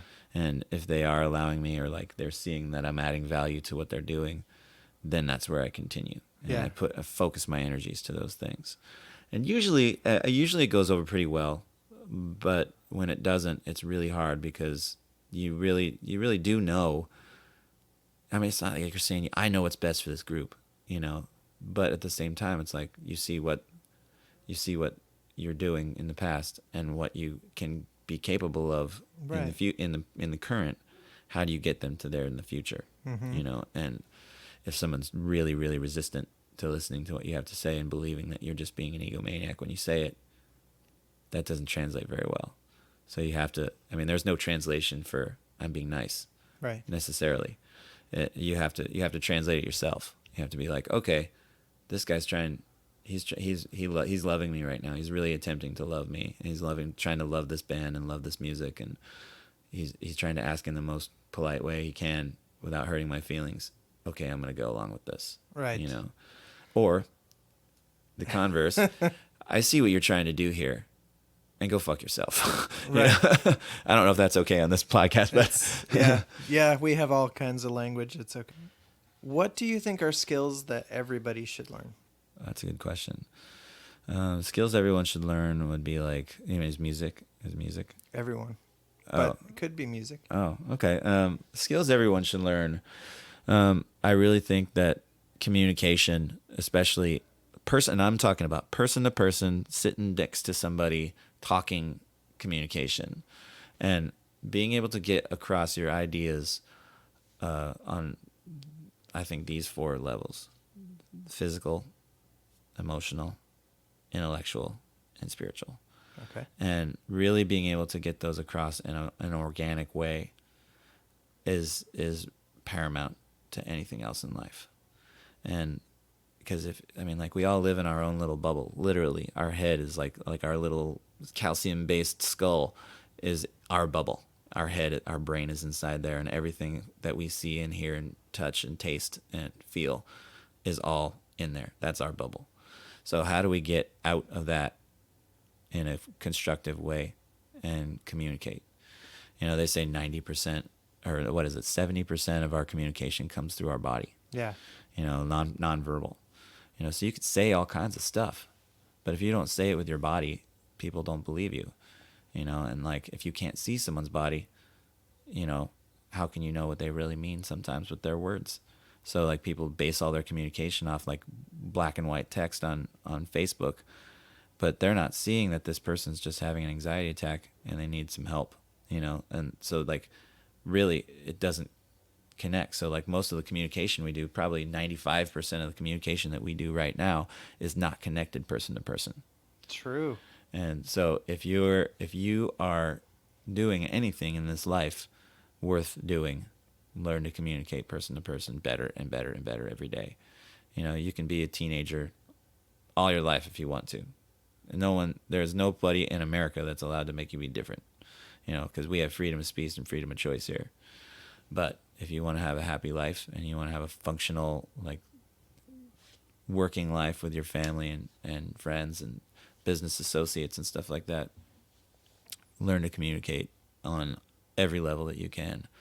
Physical body language is a huge part of it. Like if you have like an imposing, intimidating body language that like makes everybody feel uncomfortable around you because you're like twitchy and like aggressive with your body language, people are going to feel like weird. Yeah.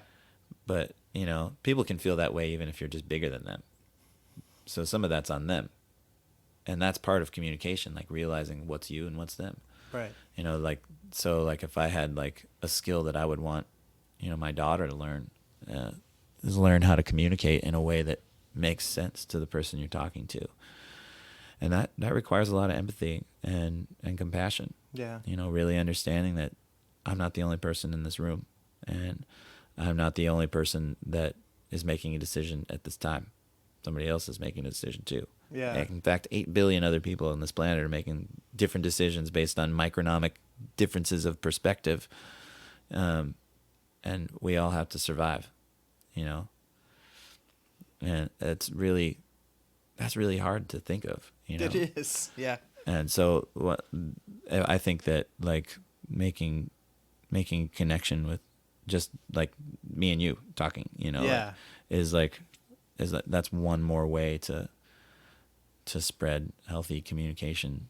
Not just healthy, I mean like functional, effective communication, healthy. I mean, I think healthy is functional and effective.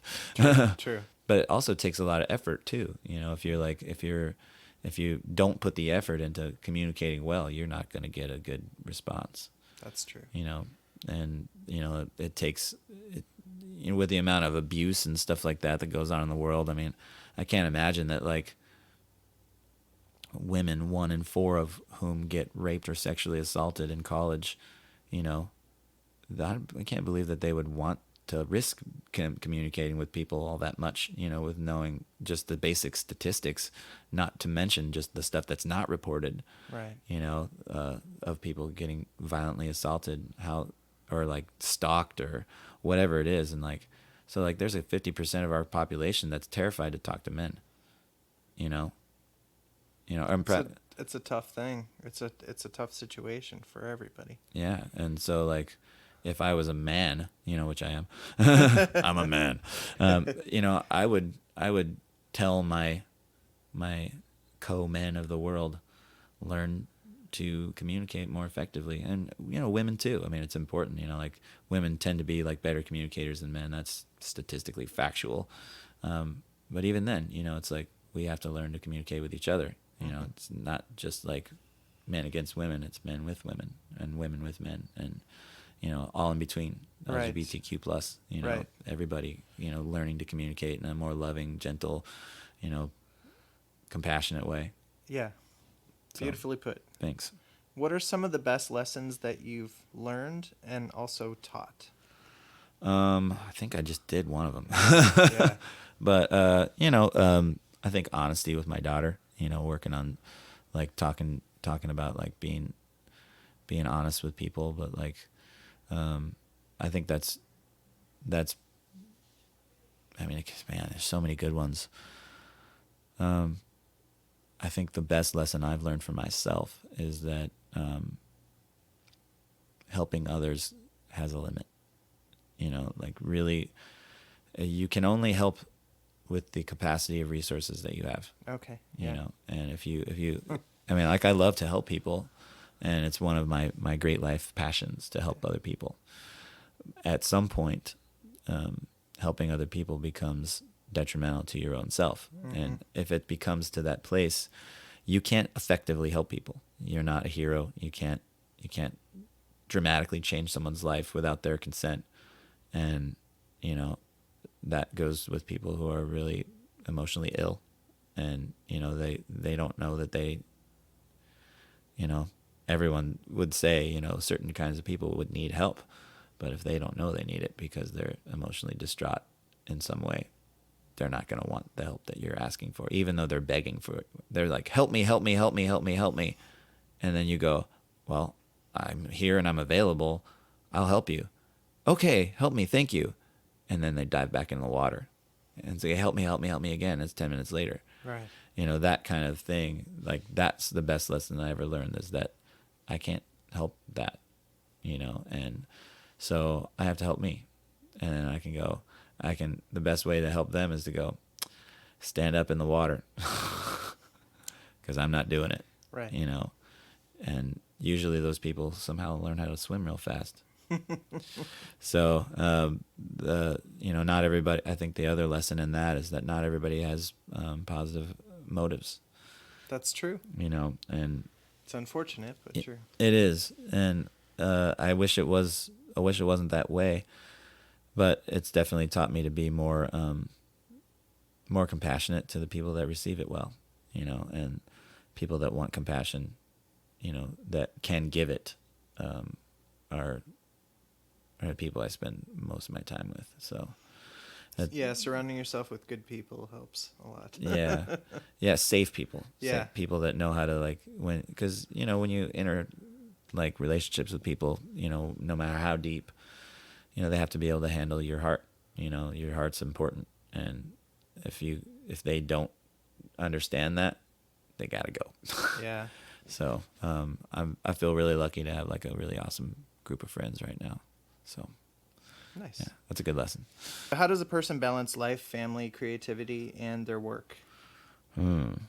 That's a tough question. I think for me, the best way that I've learned how to balance it is take away measurements of how to balance that. It's you just sort of have to do the needs of the day. So one day you're looking at, what are the needs today? Yeah, exactly. It's very daily, I think, for me. Okay. How I do it. Sometimes it gets out of balance. You know, my daughter struggles with homework sometimes, you know, getting it done, and she needs something from me, but sometimes she doesn't ask. And the real need is I need to pay attention to that. So that's the need of the day, or the need of the week or the month, to try to get her back on track. So, you know, while this song needs to get done, how do I get that done? Or I need to teach, 14 students this week. In addition to my gigs, how do I help my kid get homework done? And, it's a lot of teamwork, to really balance a life with people and places and creativity and stuff like that.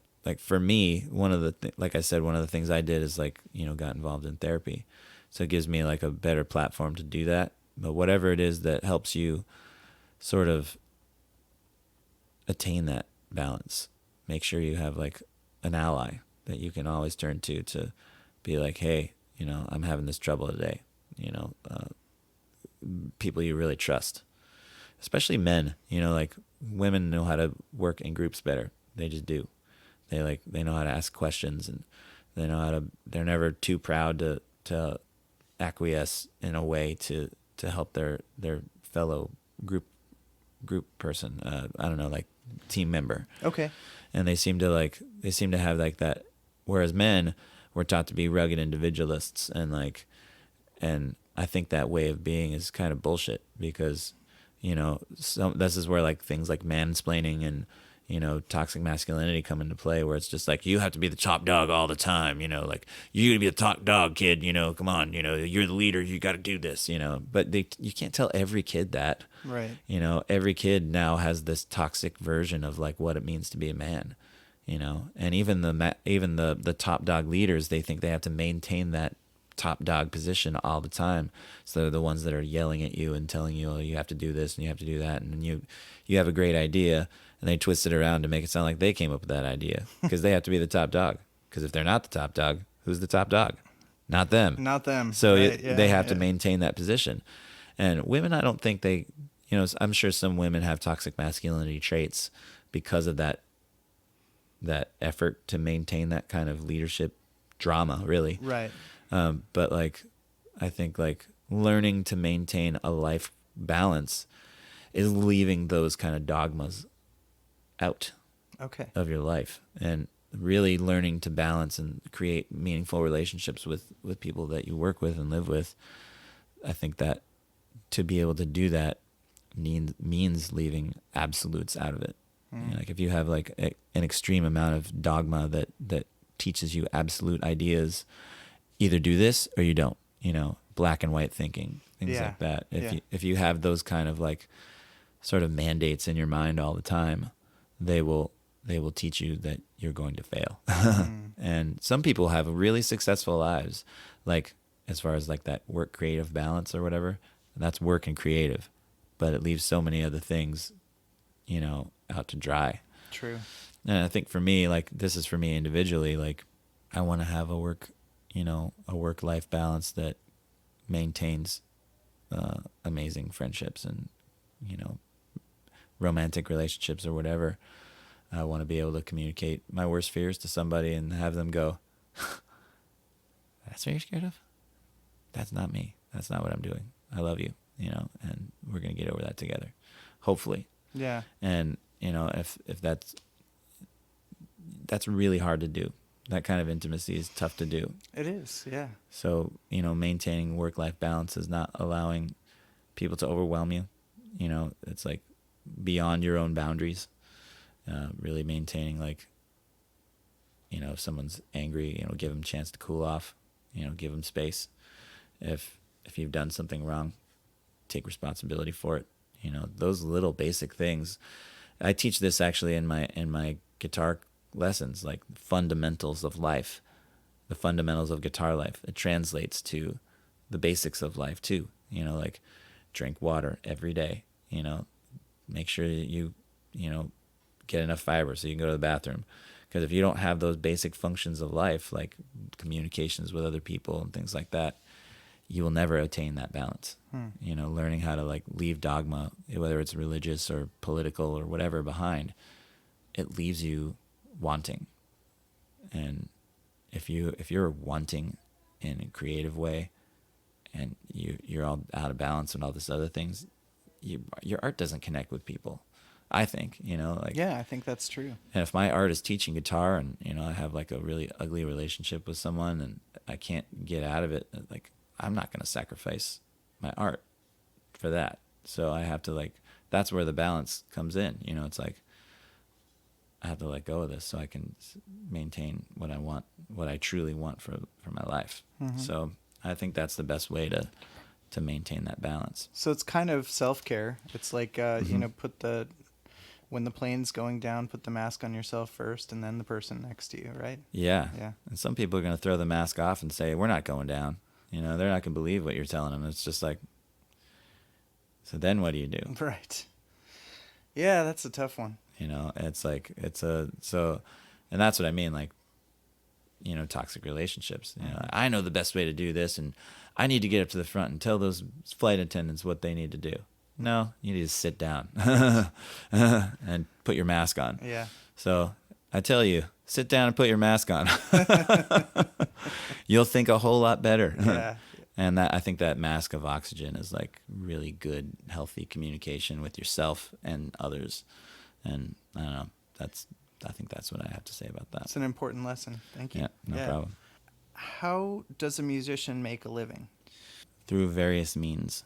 I think Streams of income. Yeah, I mean, I teach guitar lessons, I play gigs, and I think making a living as a musician is like, you have to take money out of it, because making a life really is what you need to do. You know, you have to make a life. Your art will not live if you don't have a life. You can be like the stereotypical LA guy who hustles and, you know, shimmies and shakes his way to the top, and you know, to really make a life doing that, you end up like hurting a lot of people, and you end up back at the bottom. You're done. You're it's like pulling a, you know, you pull the wheel on the, what's that thing? The lever. The lever. You pull the lever on the gambling machine, whatever it's called, and the wheels the wheels spin upward, and then they always end up back at the bottom.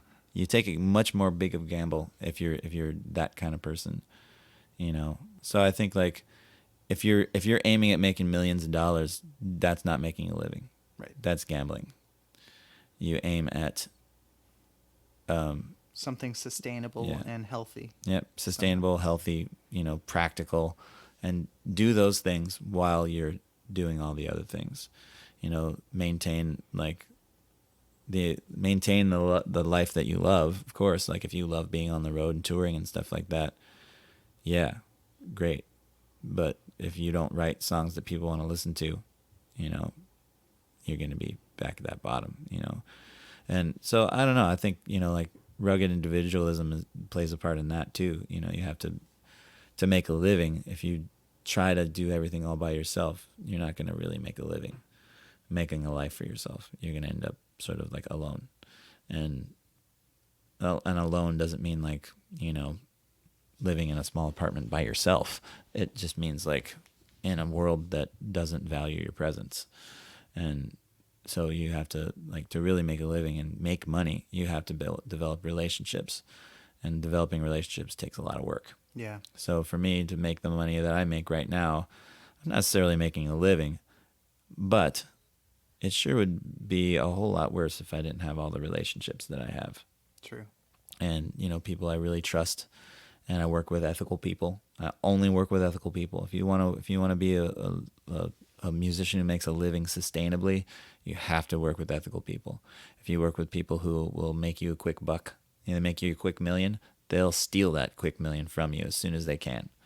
And that, you know, that's the world of music sometimes. But you have to dig and dig and dig and figure out through feeling it that those people are safe to be around. Yeah. You know, one of the most ethical people I know personally is Jason Fellman.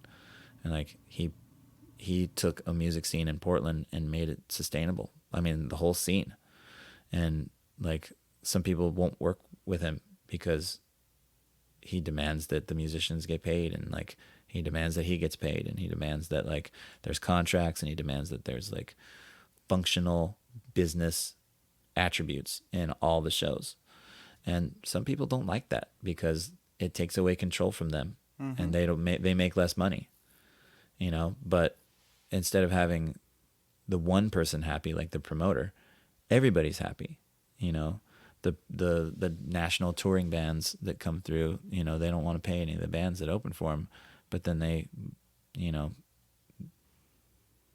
they don't make any money because like people aren't going to sell like their entire life worth of tickets, you know, or buy onto a show because they can't, you know. Right. They can't sustain that. So they just want to be musicians like everyone else. I mean, it'd be nice to sell all your 300 tickets that we sold for you and get a piece of it that's more than $50. Right. You know, we do all the work and you drive into town. Right. You know, but like at the same time, we wouldn't have that opportunity if they didn't have like, you know, $50,000 in advertising this budget this year. So it's difficult, you know. It is. Yeah. But like like I said, to make a living, you're not focused on money. You got to be focused on ethical relationships with people who work hard and know how to like translate effort into money, you know, and that's hard to do in the music industry, especially right now. Nobody's buying records, you know, t-shirts, you know, people like they sell t-shirts that aren't made by the like band. Knockoffs. Knockoffs. Yeah. And I don't think about like unethical things like that, so I can't even think of the words that go along with it. But like, you know, the knockoff t-shirts and stuff like that. I mean, like Black and Blue, there's a company in China that doesn't pay us any royalties or anything. They don't pay, you know, any kind of like nothing to the band. And, you know, we just started making our own t-shirts, you know, available online. And, you know, we lost thousands and thousands of dollars because of that, you know. Yeah. We see people with Black and Blue shirts like, we don't sell those. And they're like, wow, it's amazing. You guys don't sell this? And we're like, no. Somebody in China makes those. Wow. And so we've kind of like, you know, I'm just using that as an example. Sure. You know, like Appetite for Deception, we make all our own merch and stuff like that, and we sell that. But like, that's not part of the living. That's part of making sure the machine is maintained. Right. You know, and you know, it's the advertising unit of Appetite for Deception, and you have to be able to think business way like that. It's like, I'm not bringing home that money. That's just, you know, generating a knowledge of the band. So it's marketing. Right. Yeah. Exactly. Yeah. Marketing on person to person. Right. So yeah, I think that's how you make a living. Okay. You have to figure out ways to get your word out there in an ethical fashion. I mean, like, you can take a shortcut and make all kinds of Kanye West efforts to get popular, but then at the end of the day, where are you at? You got millions of dollars, but everybody hates you. Yeah. Even your own fans hate you. It's just like, like, you could be more disgusting as a human being, but at the end of the day, you still gotta make money. Yeah. So. Well, where can folks find you online, Brandon, and find out about where you're playing and? Well, I have a website. It is www.brandoncookmusic.com. And you can contact me there through the web portal that I have. I'm on Facebook, and Appetite for Deception's on Facebook, and all the bands that I have a Facebook presence. Jukebox Heroes, BAM, Black and Blue, The Loyal Order, and Metamorphosis. And they all are ready to... There are some websites out there for that too. But like the big one I want to push on is like Metamorphosis and Loyal Order are on iTunes, and they're available for purchase. Thank you so much for taking the time. Hey, no problem, man. All right. Thank you. My pleasure. Find out more at artmedianorthwest.com. ARTMediaNW.com.